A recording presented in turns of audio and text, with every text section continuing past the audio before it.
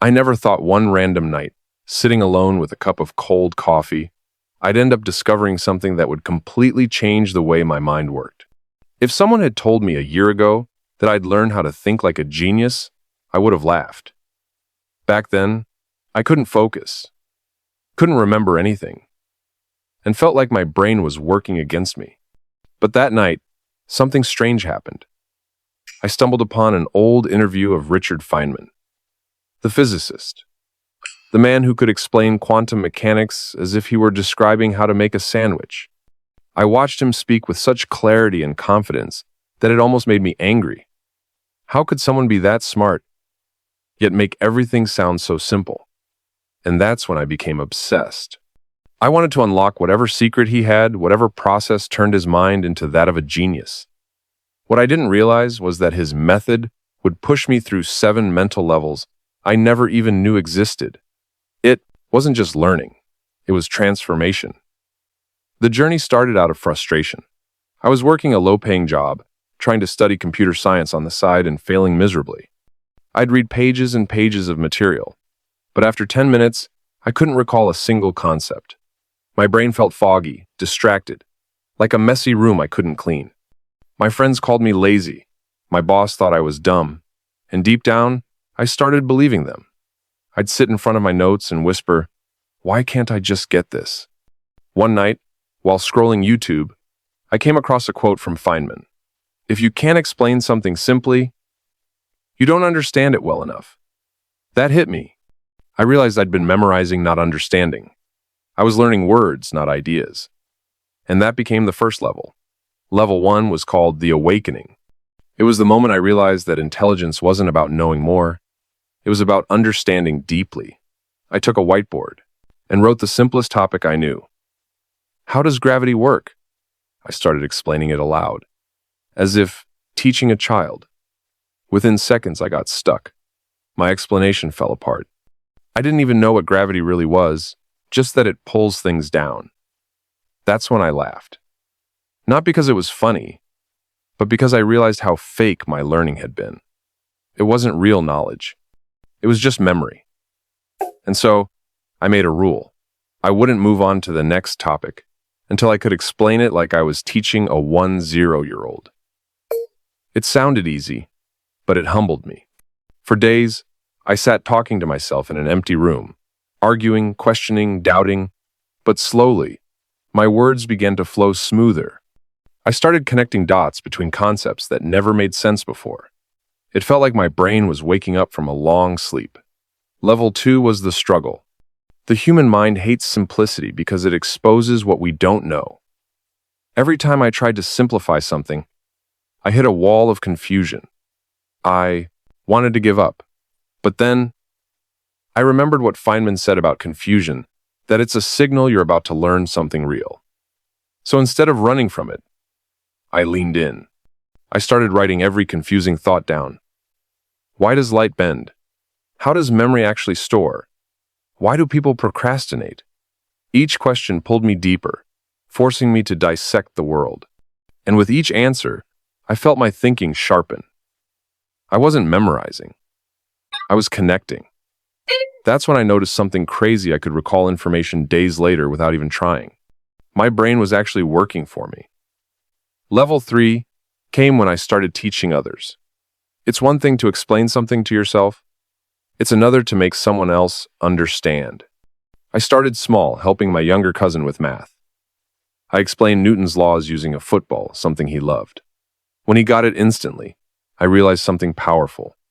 Teaching was the ultimate test of understanding.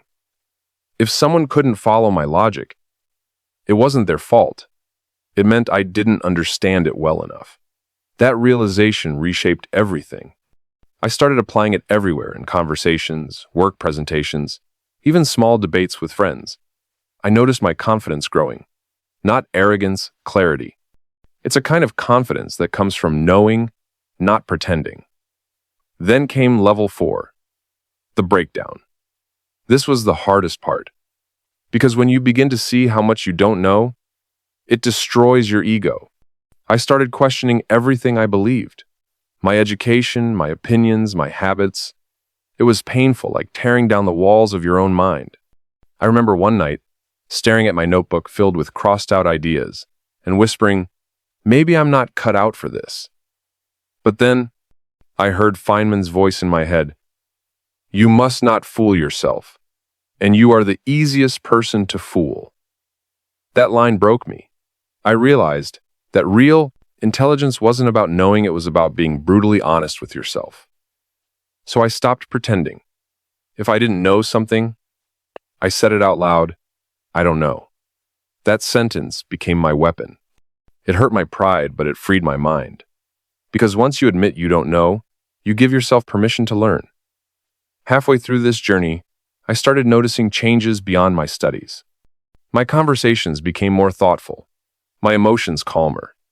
I started observing people differently, how they spoke, how they reacted, how they justified their mistakes. I began to understand psychology without even studying it. I could sense patterns in people's behavior, even my own. That's when I reached level 5, the observation level. I started seeing learning not as a task, but as an ongoing conversation between curiosity and reality. Every question opened another door. Every mistake taught me something hidden. I began to carry a small notebook everywhere, writing random thoughts and insights. Over time, that notebook became my second brain. Then came the 6th level, the integration. This is when everything starts coming together. My thoughts were no longer scattered pieces of knowledge. They were part of one giant web. I'd study neuroscience, and somehow it would connect to productivity. I'd read about philosophy, and it would connect to physics. Everything began making sense, as if reality itself was one big system waiting to be understood. And I realized geniuses like Feynman didn't know everything. They just knew how everything connects. Their minds weren't filled with facts. They were filled with links.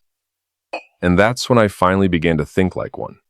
But level 7, the final level, was the one that changed not just my brain, but my life. I call it the rebuild. After months of learning, questioning, breaking down, and reconnecting, I looked at myself in the mirror and realized something. I wasn't the same person anymore. My mind was quieter, my focus sharper, my memory clearer. But most importantly, my fear of being wrong was gone. I no longer saw mistakes as proof of stupidity. I saw them as fuel. I stopped running from failure and started chasing understanding. I realized that intelligence isn't a talent. It's a habit. It's built through honesty, curiosity, and humility. So that's the situation I was in, and I had to make a choice: continue living as the person who tried and failed, or become someone who rebuilds his entire way of thinking. And if you were in my shoes, what would you have done? Would you keep memorizing, or would you finally start understanding? Before I tell you what I did next, I want you to pause for a second and comment below. Have you ever felt like your brain just wasn't good enough? Because I did. And it nearly broke me. After that breaking point, I decided to test myself in real life. I volunteered to tutor students who had learning difficulties. Kids who struggled the same way I once did. I started using the Feynman technique with them, asking them to explain concepts in their own words, simplifying ideas until they made sense. The results were shocking. Within weeks, their grades improved. But more than that, their confidence grew. They started believing they could learn. And watching that transformation, watching confusion turn into clarity, it made me realize that what I had learned wasn't just about intelligence. It was about empathy. Understanding isn't just mental, it's emotional. You connect with people better when you truly understand them. That was when I understood the real power of the genius mind. It's not about knowing more. It's about seeing deeper. The next months were like living in high definition. My world looked different. When I watched a movie, I saw structure. When I read a book, I noticed hidden patterns. When I faced problems, I didn't panic, I analyzed. I'd ask, what's really happening here? Instead of, why is this happening to me? It changed everything. My work, my relationships, my peace. That's when I realized the Feynman method wasn't just about learning science or math, it was a way of life. It teaches you to think, to observe, to stay humble. Now, when people ask me how I became smarter, I smile because they're missing the point.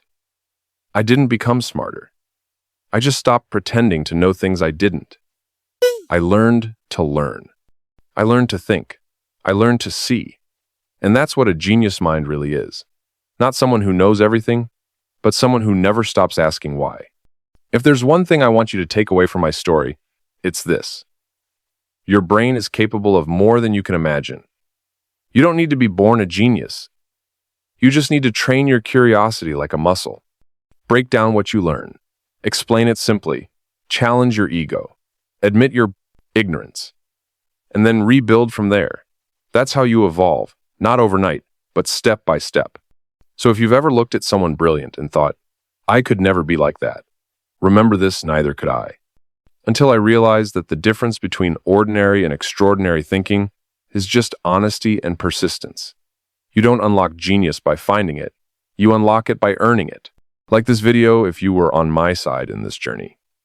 Subscribe for more stories like this, and share your thoughts in the comments. Do you think anyone can train their mind to think like a genius?